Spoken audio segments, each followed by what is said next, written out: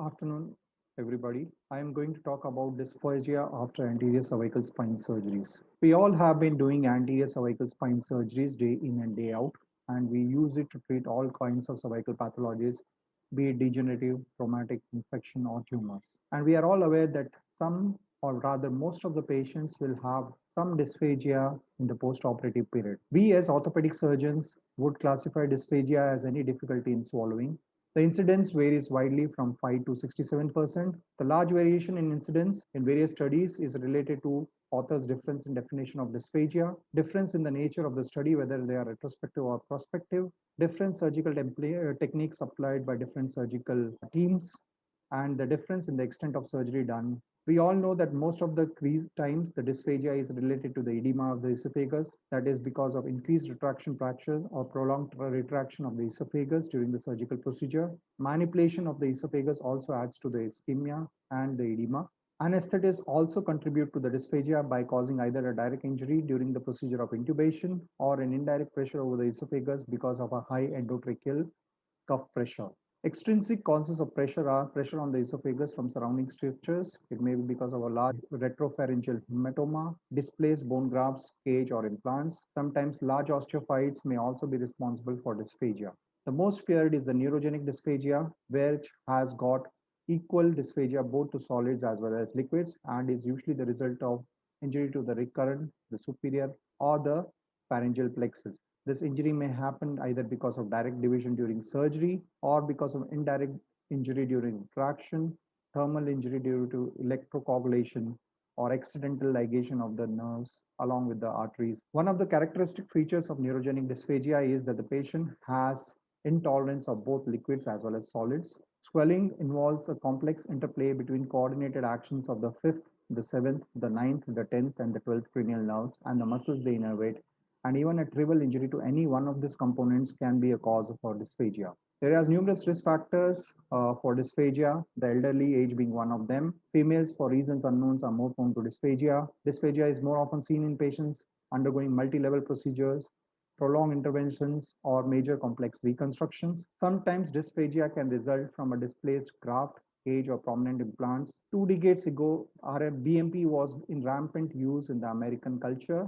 Since the last decade or so, it has been given up because of high incidence of dysphagia and the exuberant bone formation which was seen in cervical spine. Fortunately, in Indian scenario, it was never used. We should also remember that the patients may have subclinical swallowing difficulties, especially in patients who have had previous neurological disease such as Alzheimer's, Parkinson's, stroke, or brain tumors. And if these patients are undergoing a surgical intervention for whatsoever reason in the cervical spine, they are more prone to dysphagia in the post-operative pain. What do we follow in our institute? Immediately after a cervical spine surgery, we ask the patient to sit up whenever they are comfortable and assess their swallowing of saliva. This can be done 2 to 3 hours after the surgery. And once they have finished 6 hours of anesthesia, we encourage them to start oral sips and fluids. If they are able to tolerate sips of water, then we progress to clear fluids, juice by night, thick soups in the morning, and soft diet instituted by afternoon. They are able to tolerate soft diet for 3 days, then a normal diet is started. However, for some reasons,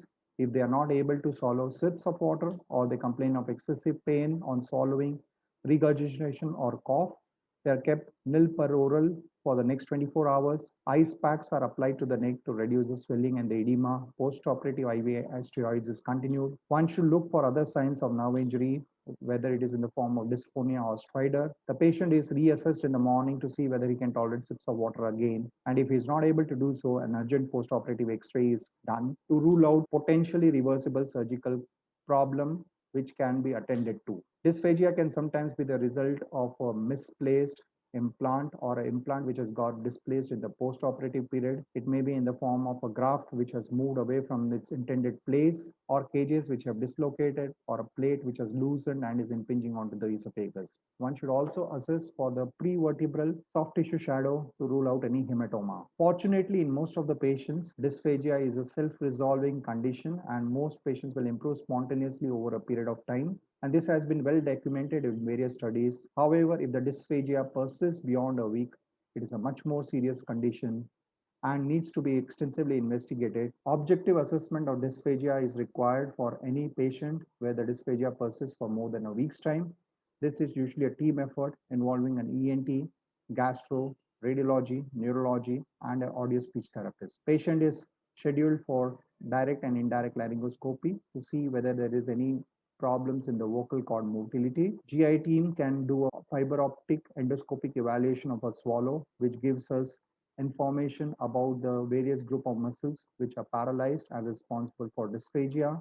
Video fluoroscopic evaluation of the swallowing is another important tool which helps to evaluate not only the swallowing pattern but also various regurgitation as well as abnormal movements of the bolus in the upper aerodigestive tract. CT contrast is often used for permanent documentation. More often than not, the most important is a clinical assessment by audio speech therapist who not only will examine the oral cavity for gag reflex, oral sensations, and reflexes, but also check the patient for any postural abnormalities and try to correct them. Motor assessment can be done for the muscles of the face, the lips, the tongue, the palate, and the larynx, all of which contribute to the swallowing. They also assess the patient's level of arousal, his ability to follow directions, as well as teach the saliva management. As we have already pointed out, that swallowing is a complex interplay between various facial muscles and the nerves that they innervate.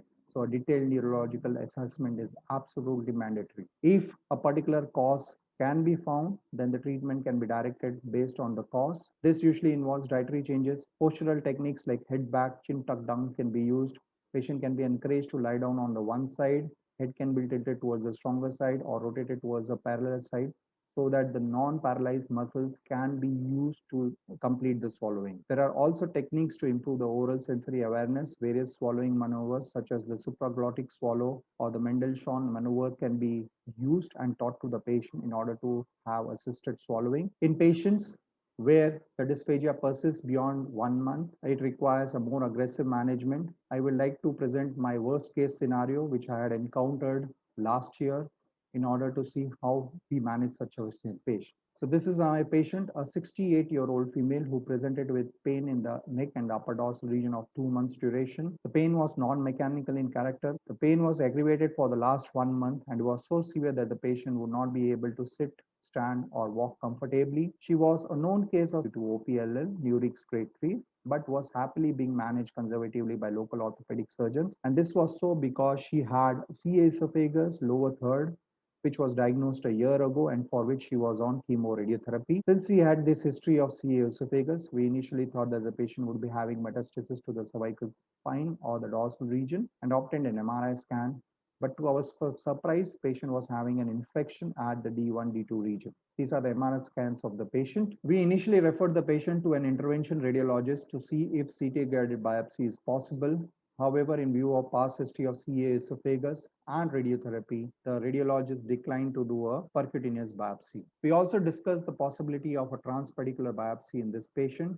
However, since she was osteoporotic, was having a short neck, and was having poorly defined bony margins, it was deemed impossible. We decided to do an open anterior biopsy and at the same time utilize it as an opportunity to debride and reconstruct. It was an extended Smith-Robinson's approach. The tissues were edematous and hypovascular. We were able to develop a plane between the trachea and the esophagus and harvest tissue for gram stain, culture, and histopath. But no sooner had we done that, patient had unexplained hypotension and bradycardia followed by asystole. The anesthetist advised us to abandon the procedure. The wound was covered with iodine and immediate resuscitation was started. Patient was revived and stabilized. And following this, the anesthetist gave us just enough time to do primary wound closure. Patient was shifted to ICU on an endotracheal tube. Cardiology review was obtained. The patient was stabilized. She was extubated on day 2. By that time, we had a culture report also, which showed a very rare organism, Streptococcus pseudoporcinus. Patient was started on sips of water on day 3, but to our nightmare, she was not able to tolerate sips of water. According to our protocol, she was kept NPO for the next 2 days. RT feeds were started, which the patient was tolerating. After a week's time, patient was again given sips of water to see whether she was able to tolerate them. At this point of time, she was tolerating sips of water better. It was a Saturday evening. We were happy that, okay, the dysphagia is passing away. The overzealous relatives brought pongal for her to eat in the evening. And following eating pongal on Saturday night, we could find on Sunday that there were food particles seen in the drain tube. It was a shock for us because we were sure that she might have had an esophageal leak.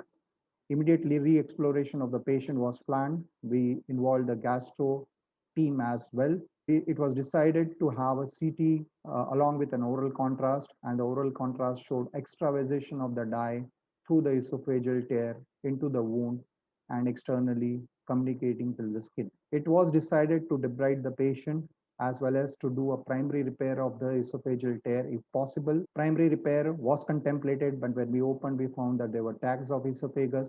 Augmentation with sternocleidomastoid patch was planned, but the sternocleidomastoid was already irradiated previously and fibrotic, unsuitable for reconstruction. Esophageal stents and fibrin glue sealant were also not possible in this patient in view of past history of radiotherapy. So it was decided to conserve the patient.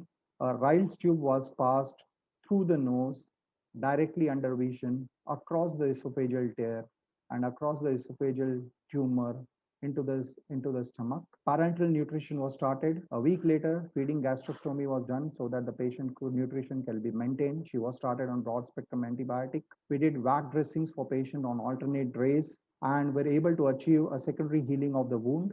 But this was possible only after forming an esophagocutaneous fistula. Fortunately for the patient was able to swallow fluids at the end of 6 weeks by closing the external fistula's opening on the skin by blocking it with her thumb. By the end of 6 months, the discitis had healed. Multiple ancillary procedures like feeding, gastrostomy, and alternate day vac dressings, and the patient did spend a fortune and a long period of anxiety and uncertainty at home. If only we would have taken the dysphagia a little bit more seriously in the beginning, probably such a catastrophe could be avoided. It would be really wise to prevent dysphagia if possible, and this is possible by using preoperatively tracheoesophageal traction exercise in selective patients who are going to undergo a major intervention. Atraumatic endotracheal intubation through a senior anesthetist is preferred. One should insert a Ryle's tube preoperatively in order to help and identify the esophagus intraoperatively and prevent any inadvertent injury to the esophagus. One should use lower endotracheal cuff pressures,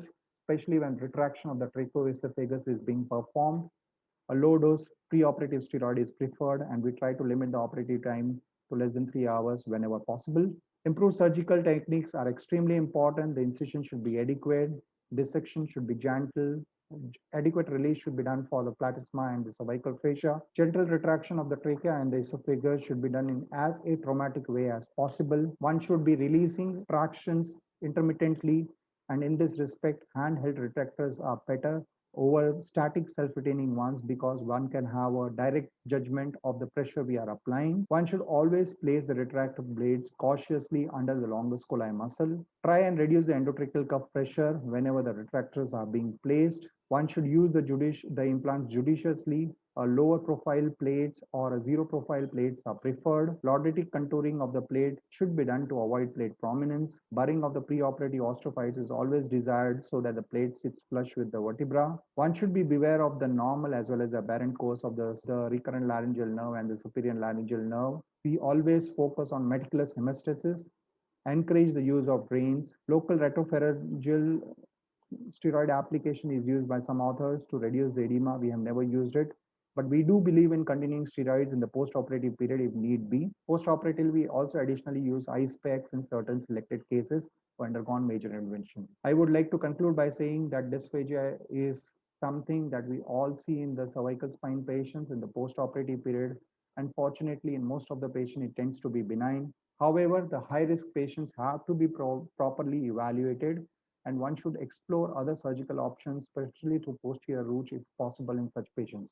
If for some any reason anterior surgery is the only solution to solve those problems, then one should consider a pre-op swallow study in such patients, especially those with pre-existing neurological disease or the ones who are undergoing revision surgery. Meticulous surgical techniques and local and IV steroids cannot be overemphasized. One should never ignore the dysphagia complaint of the patients and keep to monitor them closely. Immediate post-operative X-ray is mandatory to rule out any reversible cause which can be surgically attended to. In the first few days, dietary changes and postural techniques can be employed to make the patients comfortable.